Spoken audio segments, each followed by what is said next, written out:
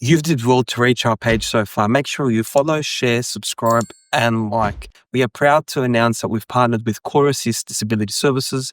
If you or anyone has a disability, you can follow and contact Core Assist, and they will go above and beyond to help you all over Australia. We've also partnered with Imperial Glass and Timber for all your timber needs. This panel, Imperial. We love Imperial. From bespoke joinery to standard joinery, they have it all. I'm joined with a man on a mission who's on a strong mission to make feet great again. That's the slogan. Dr. Huss, how are you? Alhamdulillah. How are you, my friend? Alhamdulillah. You know, when I was scrolling on my Instagram and not mindlessly scrolling, Right. you know, looking out for key content that relates to me. Mhm. And one thing that relates to me is my feet. Right. Okay. My feet give me so much trouble. Okay. Is that a necessity? Oh, necessity. I'm not. You've been working probably throughout the long weekend. I've heard it so many times this week. Come on. What's up? No, I'm not kidding. Go on. What's happened is that, you know, feet. Not many people think about feet as a root to their problems. You know, usually it's your spine, Definitely. your hips, your hamstrings, your knees. Yeah. And then you stop. And then you stop. And you stop. You don't Yeah. think what Maybe else your is down cuff. there. You grab your cuff. As far as that. Yeah. Yeah. It's unfortunate. Like being a podiatrist, even the word podiatry is such a hard word to say. Mm. Like how are you supposed to, are you a pediatrist or podiatrist? Or what's the right terminology? Even when I first got into the degree, I had no idea what it was. I simply got in because I was like, okay, it's something to do with health. My parents wanted me to do something with medical. Let me jump in. But then you start to look into it and you're like, damn, we're actually so involved and important in someone's progression in health, but no one talks about it, right? And you brought up at the beginning of how I'm on this crusade, on this mission to make feet great again. Yeah. The purpose behind that is it is a mockery and it is a funny spin similar to Donald Trump's Make America Great Again. But the purpose why I do that is because it resonates with certain people that sit there and be like, oh, okay, so this could be me as well. I might have something that probably I've checked with every other allied health, whether it was a doctor or a physio or a chiropractor. And they're like, okay, I've tried everyone and it hasn't worked. And this random TikToker or Instagrammer who claims to be a podiatrist looks after feet, maybe I should try him out. Let me see what I can get out of this. And that's the purpose of what I'm trying to do, inshallah. Well, it's funny that you said that because I visited a random podiatrist from my local area and I haven't been to one in about 15 years. Great. And I'm not going to say what's going on down there in these toes. But imagine. It actually simultaneously seeing your content. SubhanAllah. Yeah, subhanAllah, and everything happens for a reason. Exactly. And I actually grew up, not many people know this, I've said the stories about my knee so many times. Yeah, go ahead. But not many people know, I actually have severe flat foot. I'm flat-footed, but severe pronation, I think. So you're the type of people we take photos of? Yeah. Use as examples? Yes, exactly. People in the past, in my teens, tried that, and there was no before and after. But I'm sure in modern-day technology... We'll probably have some sort of solution. Yeah. Go ahead. And they said that I was pigeon-toed. Okay. You know, On top of that. Interesting. And alhamdulillah, it never affected my athletic ability. But I would tell you, after soccer games, amateur soccer games, I would have to raise my feet. Right. So artificially. Yeah. So, raise it at home. At home like after the match. So if I play one match or two matches, whatever it is, right. Once I get home, my feet will be so tight, the muscles, I'd actually have to air them out, raise it, sit in front of the aircon and just let them relax. They'd feel like they're swollen. I grew up with that. Right, and I can imagine your parents probably said, just drink some water, or some Panadol, or something simple. Yeah, but then my father, rahimahullah, was into the allied health back then. Interesting. You know, a podiatrist and a chiropractor, physio. So he took me everywhere. Beautiful. Yeah. And did you kind of find a solution at the time to support to replace you having to put your feet up? Did you have someone there that gave you a temporary solution? The arc. That's another controversial one. I literally say arc. Yeah. And I don't correct them to not make them feel embarrassed. It's arc. Right? It's arch, yeah. It's like an arch in a building. That's right. Right. But everyone says arc, arch, and I'm like, it is whatever you want to call it. We tried different supports. Yeah, correct. Put my foot in that thing. Beautiful. Even did the traditional one back then with the plaster mold. Yeah. And but I just found that wearing an arch was, you know, as a young person, very annoying. It can be very uncomfortable if not done correctly. Okay. The thing is, with the arch supports, there is a huge range, right?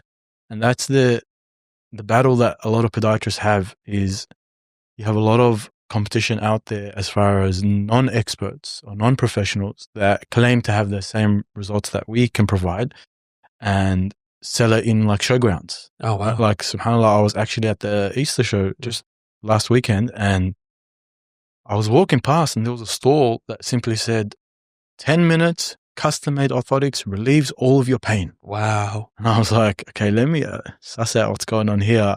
It might be good promotion for me. I might can do something similar. But then I was like, no, this is not ethical. But the difference is these guys don't have an ethical, like a backing that looks after them. For example, with Allied Health, we have someone called APRA, which is like the body that looks after our work. If we're consistent, if we make mistakes, if people complain, we have someone to answer to. 2 words that'll change the way you deal with pain forever. Physio, motion, where Mo really puts you back into motion. You've heard about the infamous knee reconstruction that I've had, the chronic back pain that I've had, and one man helped me go back into motion.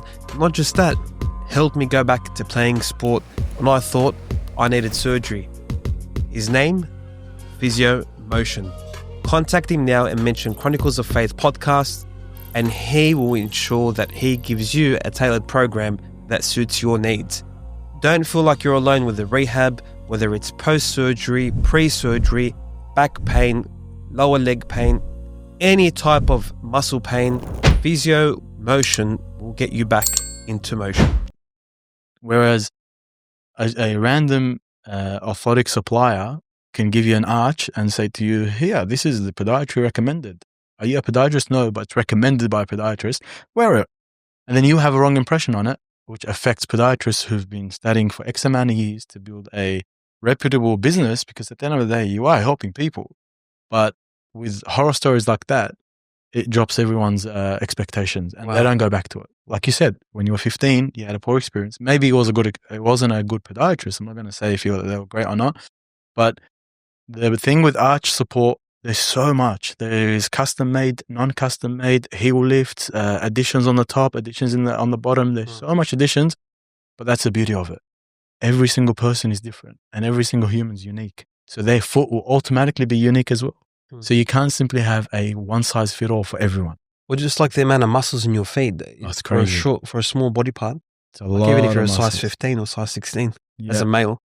No matter how big your foot is, it's still a small body part in comparison to your body. And that's the scary thing, because this is something that I always tell my patients. I say, our body, like Allah subhanahu wa ta'ala created our feet perfectly, right? He created it to walk on natural surfaces. Unfortunately, we don't live in a jungle anymore. We live in a concrete jungle where everything is one dimension, flat.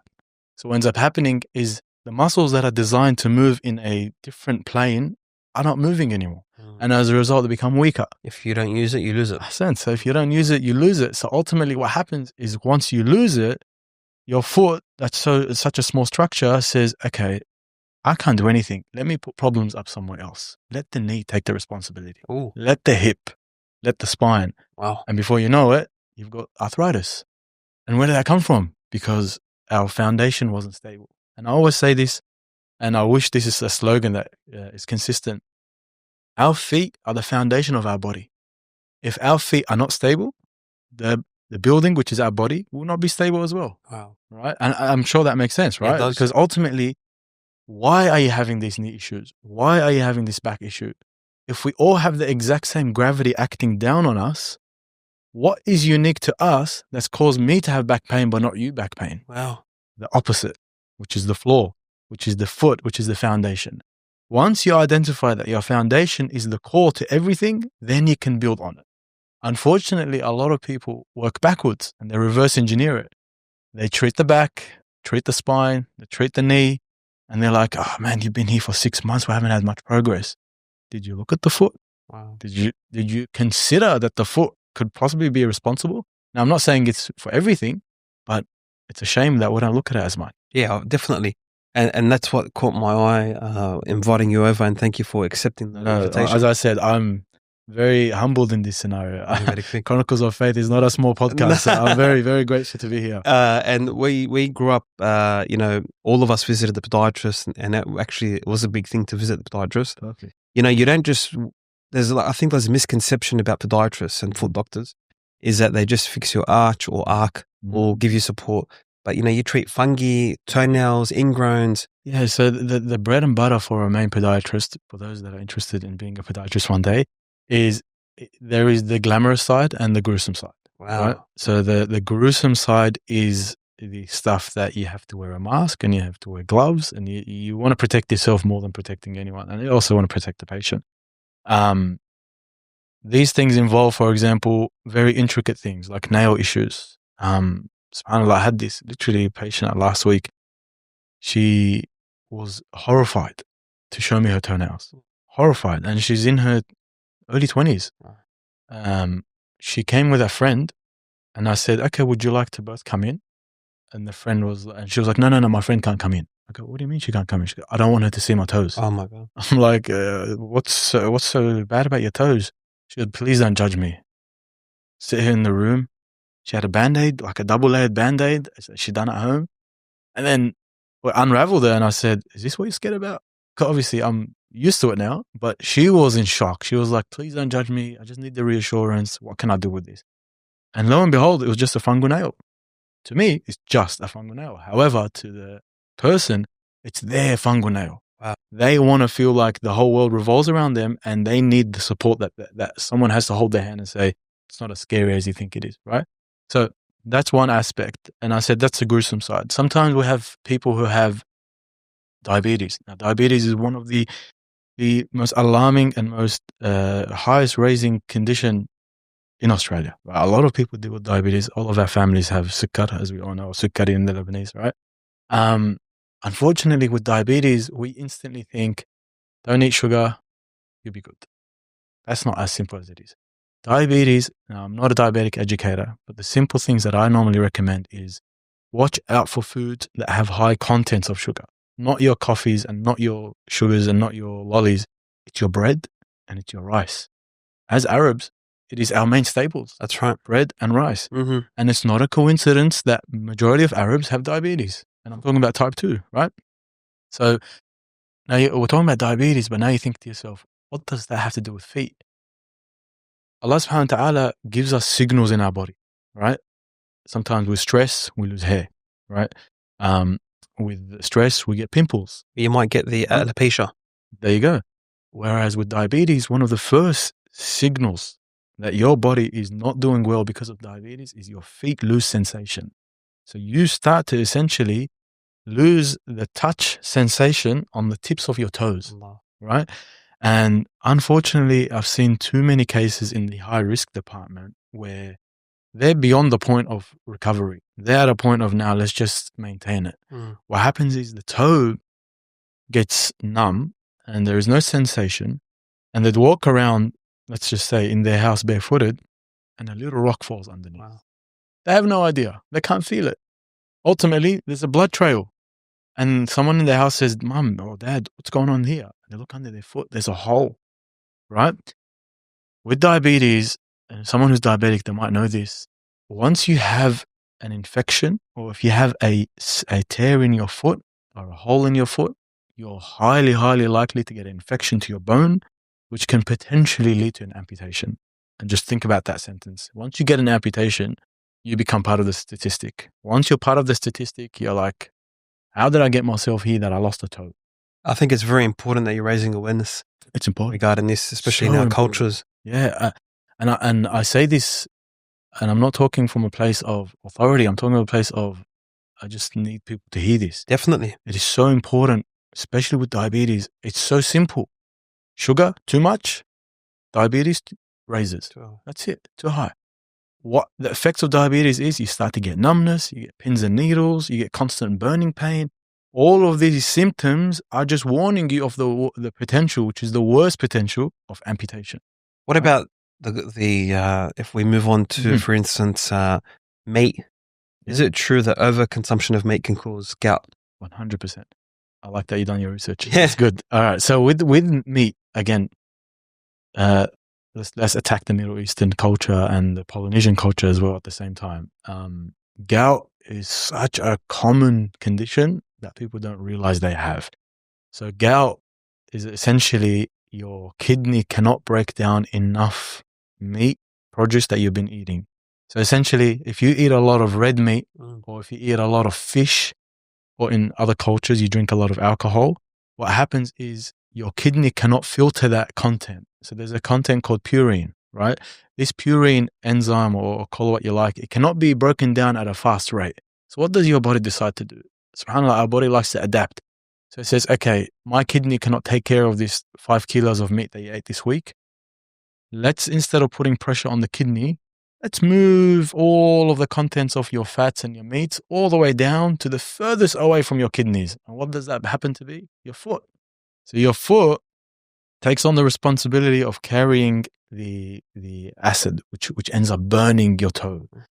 Gout is very common, can be complicated to treat because it takes time to encourage your kidney to filter more of that meat content.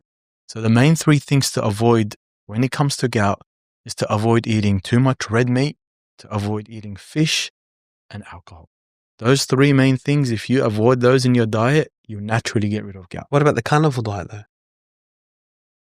I think with the carnivore diet, I haven't done enough research, so I can't really commentate on that. But what I would say is what they're making up in protein, they're compromising with other stuff. Okay. Right? And I'm not going to say don't do it, but I think it's scary to think that you're putting all that pressure on your liver and your kidney to digest the meat content, and then ultimately your body's going to give up somehow, right?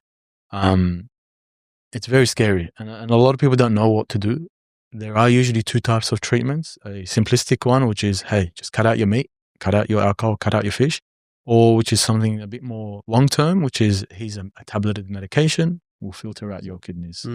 They're very, very interesting indeed. And we, another thing that many people experience is wearing socks all day or thick socks. Their feet heats up and there'll be irritation and dryness of the foot. Athlete's foot, I think. Correct. It's called. Yes. And that can spread very easily, eh? 100%. Is it contagious? So you've got, as we said, the podiatry side is there's the glamorous and the gruesome. That's a gruesome. We're still down the gruesome road. When it comes to athlete's foot, when it comes to warts, when it comes to itchy skin, all that in the foot, again, when it's out of sight, it becomes out of mind. But then your body says to you, it's itchy now, or it's hot, or it's painful to step on in the case of a wart, or in the case of a corn. Just for your own information, a corn is simply a buildup of hard skin. So you have callus, which is usually round, but there's usually a pinpoint, a focal point. So that focal point is the corn, which digs harsher into your skin, causing you more pain. When it comes to warts can be contagious because wart is a virus. Okay, so if you can imagine, a wart lands onto your skin and it finds your body as, oh, it's got a weak immune system. I'm going to hang out here for a bit. It stays on your skin for a while until you attack it. And the only way to attack it is to poison it, to kill it using poison. Right? Yeah. That's with warts. With the hydrogen as well. Hydrogen can work, right? There is a few methods, and that's the beauty of podiatry. There's never one answer. There's a few answers, and if one doesn't work, you can jump on the next one. And warts on the feet are different to warts on the hands? No, they're consistent. They're consistent. Yeah, they are the same, and it's usually a lot of kids. A lot of kids get warts. I used to have warts on my hands. There you go. Yeah. Would you go swimming a lot? Yeah, I used to swim a lot, beach a lot. Okay, so that's somewhere that is very common to get it. Yeah. So public pools, right? Communal showers, right? Walking around barefooted. What you do is you allow the water to be the hub for the virus to sit in. So when you step on the water, the virus jumps onto your skin, and now it's like, oh, I've got a new family now. I'm going to stay here for a couple months. I used to do sauna at a gym, and I stopped it because I was scared of the amount of people that were using that one sauna and the floor. Yep. And someone said, oh, you're overdoing it. But then another friend who, or relative who would sometimes join me said, you have to be careful. If I were you, I'd wear slippers. I'd shower before, shower after at the gym. It's very frustrating. And I would say this, if you go to the gym that supplies you a sauna or a spa or a pool, bring your own slides. Yeah, definitely. Don't walk around barefooted. The moment you walk around barefooted, you're inviting bacteria, you're inviting viruses, you're inviting issues that you can easily control. So those 3 things, like water environments, avoid them if you're going to walk barefooted, or put a slide on or a shoe or something. When they're talking about feet, I think it has one of the most muscles or one of the most tendons and muscles all connected together, and maybe 200,000 nerves or something. Yeah, there's heaps, and subhanallah, like I've been looking into acupuncture, and you brought up nerves. Nerves are very far away from the spine, especially with the feet. So your nerves are all the way down at the bottom. I have this really interesting story. I had this patient come to me about 4 years ago. He came and he said, "Doctor, I just need you to take off this hard skin for me, a callus." I go, "No problems, but I just need to let you know that if I start to cut you with the razor or the blade, it might feel a bit of pain, just to warn you." He goes, "Doc, trust me, don't worry about it. I can't feel anything." I go, "What do you mean you can't feel anything?" He says, "Oh, just, I haven't felt my feet for a while." I go, "Are you diabetic?" He goes, "Yeah." I go, "What's your blood sugar levels?" He goes, "It's 42. Wow, 42. The average should be 6. He's at 42. And the gentleman was in his late 30s. He wasn't like a very old man, right? He's fairly young. Fairly young, right? So he said, "I can't feel anything. Do whatever you want." I go, "Look, I'm going to take off the callus, no problem. But I also want to try something on you. I've learned acupuncture recently, and I took an extra course. I want to see the methods that we learned there to apply onto you." So I applied the acupuncture needles in specific spots in the foot, right? Comes back to me the next week.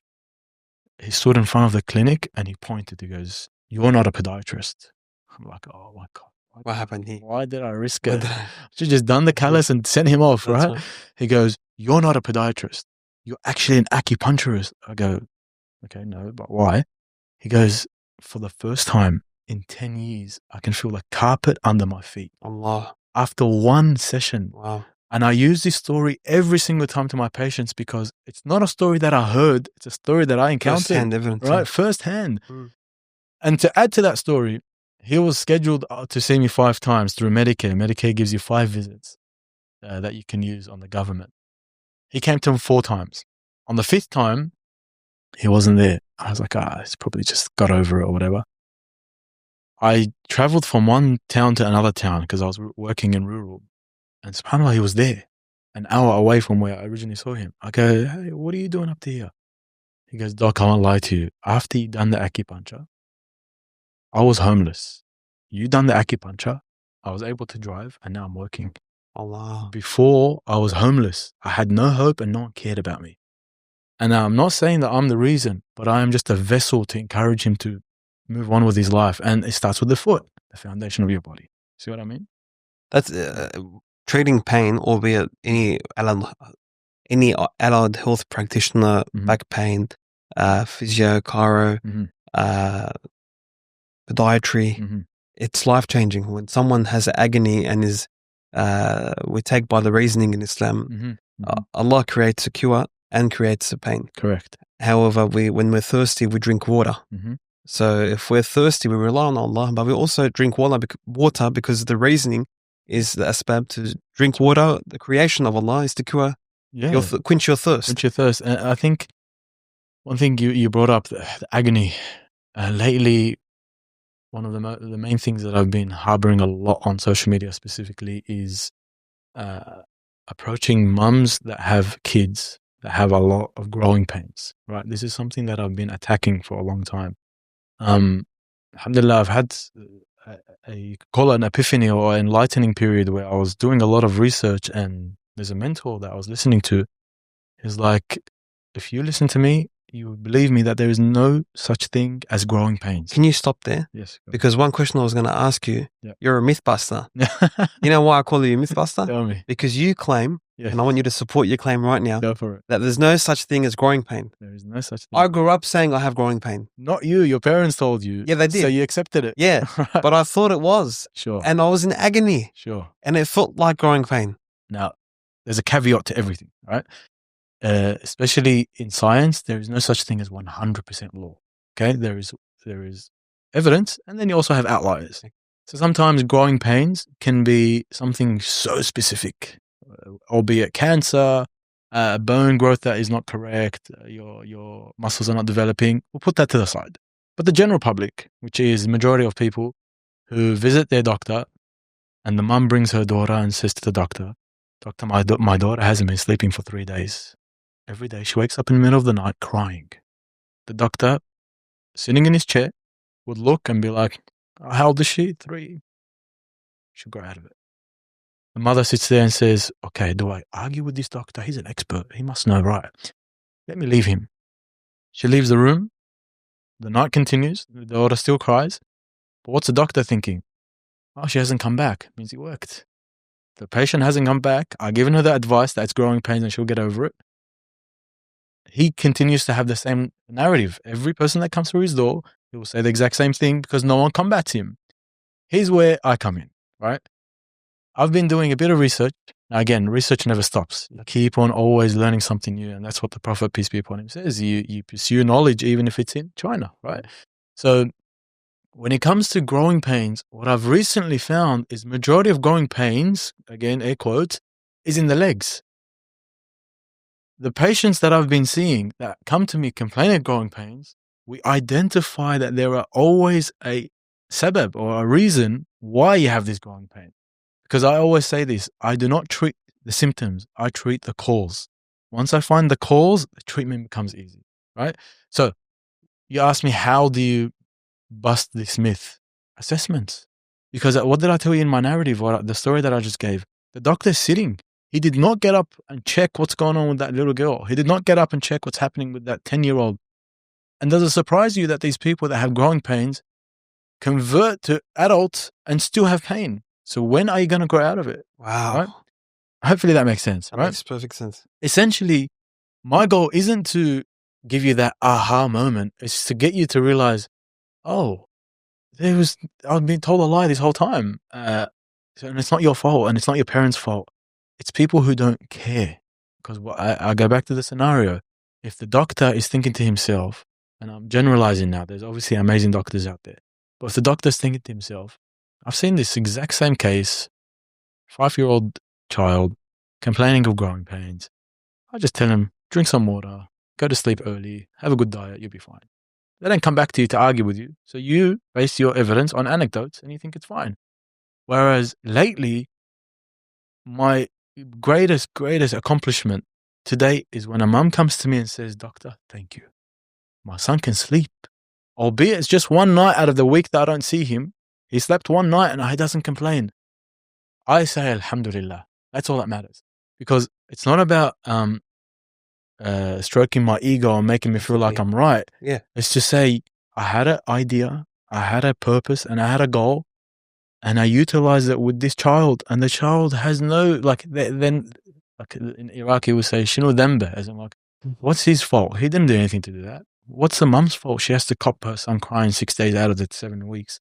6 days out of the 7 days in a week. Why does her son have to cry every night? So when they do see me, I don't say I have the silver bullet to solve everything. What I do say is at least I'll try. And I'll try until I find the solution. So that's why I have that myth buster. I like that. I might start using it. Yeah, you're right. You should do a video and tag Chronicles of Faith. Say the myth buster. The myth buster's out. There's a few myths that you've tackled, and growing pain is a big one. It's huge. Growing pain is because huge. Guess what? We'll continue to have kids. And we'll continue to walk on the same ground, and we'll continue to have the same issues until we change something. It's even translated to my nephew, right? Who said he has growing pain, right? Interesting. Because probably my brother said that it's growing pain. Yep, and you just accept it. Yeah. Look, with Arab culture, I appreciate it. We do want to have resilience, and we do want to adapt, and our muscles do. But guess what? Sooner or later, you're going to snap. Sooner or later, the last straw on the camel's back will apply to you. And what's going to happen? I felt that snap. SubhanAllah. It's not easy hearing it. It's not a ligament snap. Yeah, literally. It's actually loud. Yeah. And he feels like, what did I do wrong?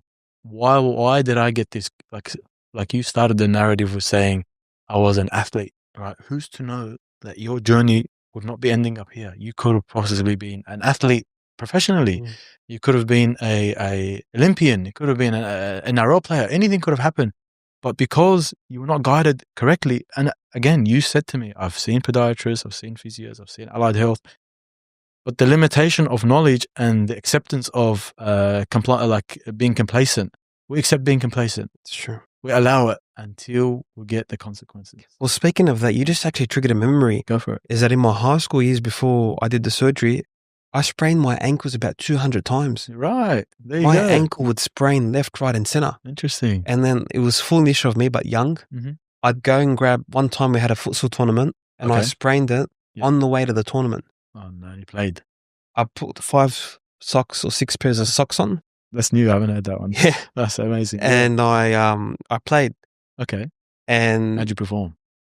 not 100%, but I played. We didn't win, but I still played, but I used to always sprain my ankles, both right and left. So They just go out on me. you're getting that epiphany. You're Yeah. like, okay, there might be a cause. Now, on the way here, I was thinking about what type of analogy I'd like to give. So, how I like to look at it is, us as humans are like cars. Okay, the cars today are designed to walk. Cars today are designed to drive on tarmac. Mhm. Okay, you would not use the same tires if you were to drive on snow.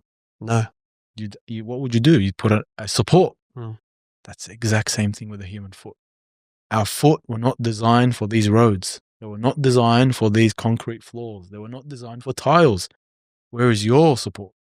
We don't have any. So as a result, the same way a tire in a car would bog in a snowfield, our feet are bogging in the environment that we're walking in. Well, that's a beautiful analogy.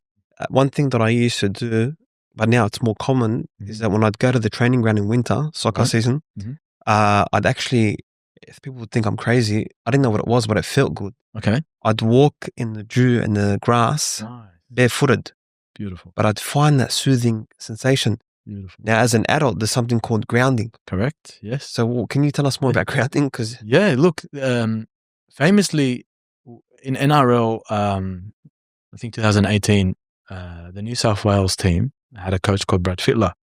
Now, this coach was known for his wacky ideas. that's right. Right? And one of the things the photographers took photos of is he had about 20 adults in a straight line wearing a New South Wales Blues jersey and their head coach in the middle, making them walk barefooted. And they interviewed him and said, is that your best strategy? It's like, what I'm doing right now is called grounding. I'm letting my players to walk barefooted onto the floor. There is minerals and nutrients in the floor that, again, came from Allah subhanahu wa ta'ala. That's right. Right. And that's an adage in everything, whether it's in business, whether it's in health, whether it's personal growth. We have to change something. Now, an optometrist, which is an eye doctor, says to you, okay, you have an eye problem. I have 2 options.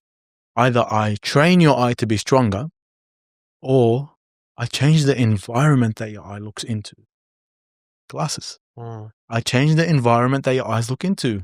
Same with your feet. I can make your feet stronger, but you're not an athlete. You're going to give up with my exercise in 2 weeks. How about I just change the environment that your feet walk on? Hence, inner soles, proper supportive shoes, orthotics, all of that stuff. Speaking of shoes, what do you think of the Viva Barefoot shoes? Okay. Great to a certain degree.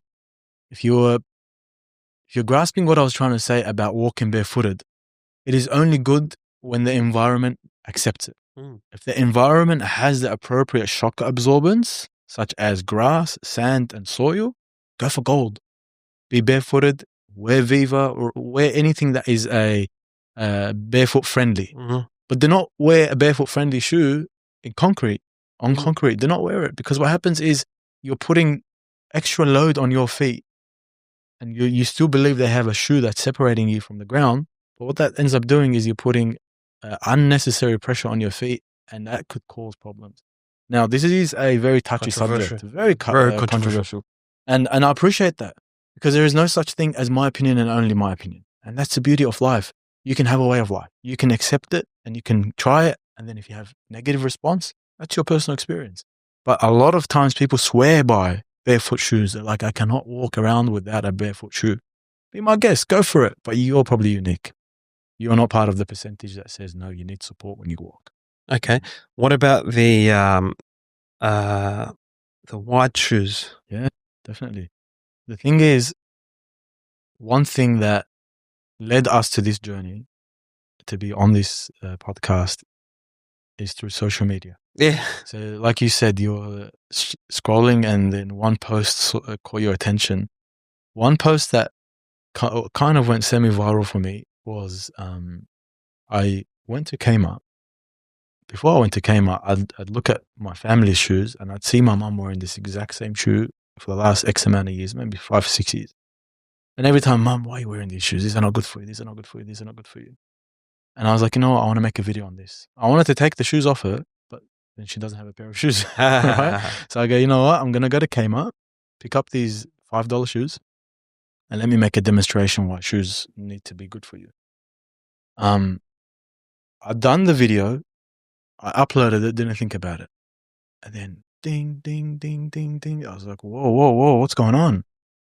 The video reached 300,000 views. Mashallah. On TikTok? On TikTok. Yeah, and on Instagram. And I was like, what?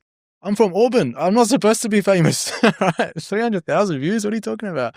Right? And I have all these people commenting, why they're bad? What's wrong with them? Why? My mum wears them. I wear them. They're cheap. They're good for me. Blah, blah. I was like, okay, what you're saving on price in a shoe, you're going to pay for it somewhere else. Either you pay for it through money or experience. You're going to get scars because of these shoes. Wow. Right? What was the main message that I was trying to say in that video? Your shoes need to have specific components to support you.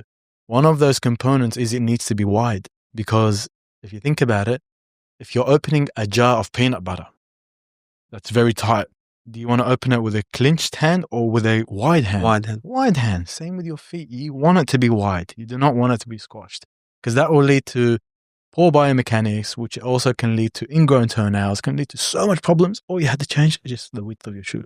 Wow. It's very important. Very important. There's so many things to talk about. I know. How amazing. And you thought it was just feet, right? Yeah, it's just feet. So many feet. I was going to say so many feet. Yeah. So, I see a lot of feet already. what about your mission about taking the bone-structured foot with you to the Roosters? Mate. Did they get it on camera or? Listen, I haven't posted the second video, so wait and see. Okay. So there's a part 2. Okay. So again, although we've been talking for the last 20 minutes about feet, there's a point where you eventually run out of things to talk about feet. Right? There's eventually so much advice you can give. So I also like to do content. I like to film things. I like to express my ideas. So I sat down one day and I thought to myself, I'm only one social media person that posts on his own account and sometimes scrapes 1,000 views, sometimes gets 5,000, whatever the algorithm wants, right? Then I thought to myself, how can I get myself out there to the public that doesn't follow me? How can I get out there to the public that isn't my family, that is just liking all my videos? I want it to be reached to people that don't know me. So I figured, I was like, there has to be somewhere like a lot of movement, a lot of activity. Footy games. There's a sports game. Fans are in the stadium. The cameraman films the crowd. That's right. Why not bring in self-advertisement? Why not advertise health, right? But it was a bit of a journey, to be honest with you. Getting into the ground. Getting into the ground was a bit scary. I don't mention it in the video, but what happened is, subhanAllah, it was a Friday night. The night before, it was a Thursday night, there was an AFL game. Now, I don't know if you can mention this on your video or not, but people in the crowd brought in weapons into the stadium. And I was like, my luck, I've been planning this video for so long, and these guys brought a weapon to the stadium. I come to the stadium, there's cops everywhere. Now you might be like, but Huss, you're just bringing a foot. Why are you worried about that? But security is scared of anything. A foot can be disguised as a weapon. It can be used as something. You don't know what it could be, right? So the scenario actually became real. Like, I'd walk up to the security guard looks at me, he goes, let me check what's in your bag. My heart starts pulsating. I was like, oh no, what's going on now? He goes, let me check. Scans with his rod. He goes, go through. Okay, sure. Yeah, go through. All right, awesome. Let me go. Found my seat, sat down, looked for a cameraman, tried to get his attention, started to wave, and you wait and see what the result is. That. Wow. What AFL game was that? It was Swans and... no, it wasn't in Sydney, it was in Melbourne. Oh, Melbourne. Yeah, I believe it was Carlton and Collingwood. Local rival. Yeah, rivals. Yeah, they're crazy there. Yeah, some of them. Crazy enough to, unfortunately, cause violence over a sport. It's unnecessary. When you can have light-hearted content. Of course. Bringing a foot to a stadium. I have a few ideas that inshallah I can share with you later, but it's like trying to involve more of the world into what's in here. Oh, definitely. And if you can change one person's life, then you've achieved your mission. 100%. And it's fun. Yeah. Right? And this is what we started with at the beginning. we have so much against us, so much disadvantages, being Arab, being Muslim, being a minority in many ways, financial status, all of us start at below, behind the zero line, so to speak, right?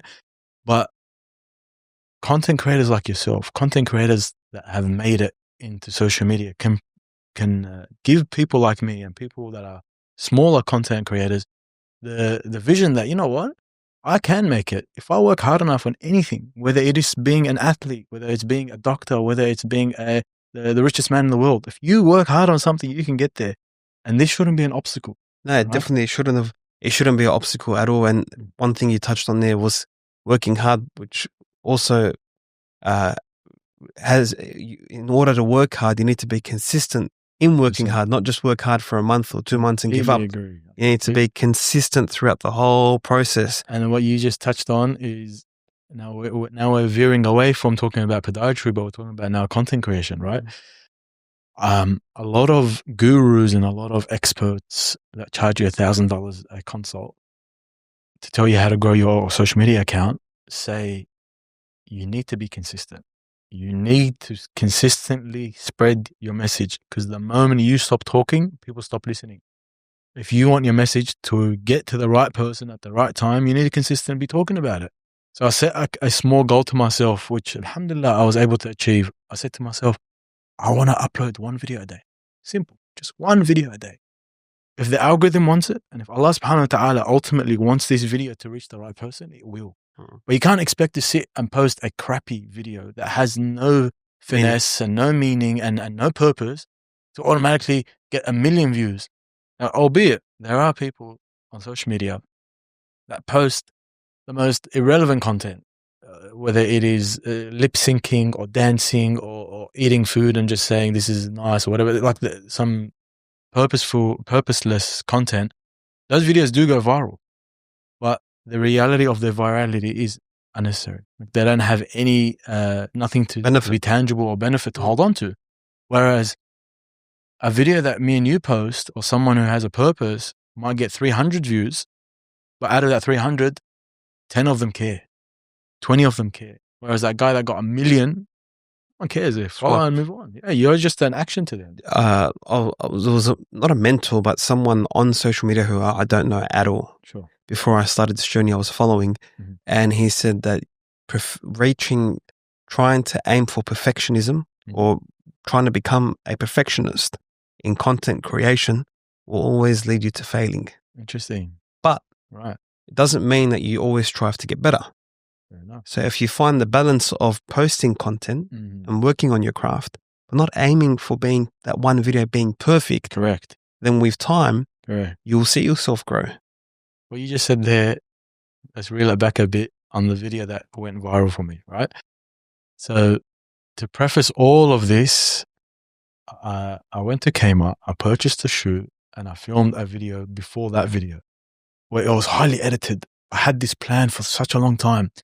Have the sound effect here, have the lighting there, put the tripod there, have cuts here, whatever. Filmed it, uploaded it, 100 views.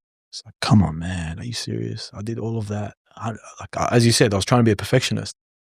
And I sat back on my computer. I had a few patients not waiting. They were going to come soon. And I had the shoes staring at me. So I'm sitting down, the shoes are staring at me. Okay, so you're telling me I just went all the way to Kmart, did all of that, picked up a pair of shoes, spent my money, although it was $5, spent my money, spent my time, filmed the whole video, and people don't care about this video. Let me just film a video and rant. Even in the video, if you go back and watch it, you can see I can't be bothered. I'm just like, I promise I just went to Kmart, I bought this shoe to show you why it's bad. It has this feature, that feature, that feature. If you have this shoe, don't wear it. 15 seconds. Uploaded it. Skyrocketed. That's happened to my friend. Right? And this is not because I'm a genius. I'm not saying that. Things happen for a reason. Of course. And it switched me then and there. I was like, relax. That's right. It's just social media. Yeah. When your account gets deleted, who cares? You're still the same person. You're a human being at the end of the day. Your message can be shown through social media, through the internet, through the news outlets, whatever it can be. Your message will be reached. And not every video is going to be viral. And not every video is going to get you the 50 to 100 plus thousand views, million views. Completely agree. I watched another video of someone I follow who I don't know, but it was inspiring. Yeah. He said, people underestimate in the social media age that if you got 10,000 views and the watch time was, let's say your video's a minute, your watch time was 45 seconds. Yeah. That's like filling a stadium of 10,000 people watching that segment for 45 seconds. Yeah. Compared to 1 million views, or let's say 100,000 views, but the watch time was 5 seconds. Yeah. So much. So which one would you want? Yeah. What is the quality that you're looking for? You want people to benefit. 100%. Back to, this is something that I like to use as a thought process. When creating social media, it shouldn't bug you if a video doesn't do well, because ultimately social media is a raging fire. So social media is a raging fire. Your video is like chucking little sticks. The more you tend to the fire and post content, the more the fire continues to grow.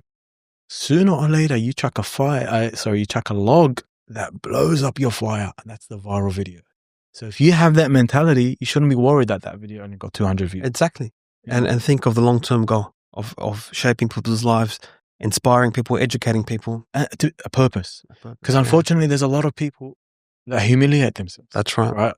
No need to mention any content creators, but when they talk about, or they have to dance to get you to look at their video, or they like grown men with beards, just sitting there and doing dance trends. Like, my morals don't accept that. And my religion didn't teach me to do that. And that's the beauty of our religion. We have a compass. We have to follow that compass because it keeps you steady.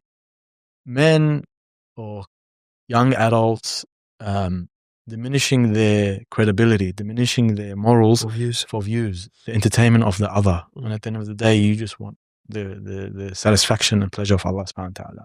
So once you have that clarity, whatever comes from it, comes from it. Yeah. We were created both jinn and human, and to worship Allah. And the jinn are the Muslims of the devils. They are referred to as jinn. Correct. And our purpose on this life is merely to worship Allah and only Allah, who is one without a partner, without a beginning, without an end.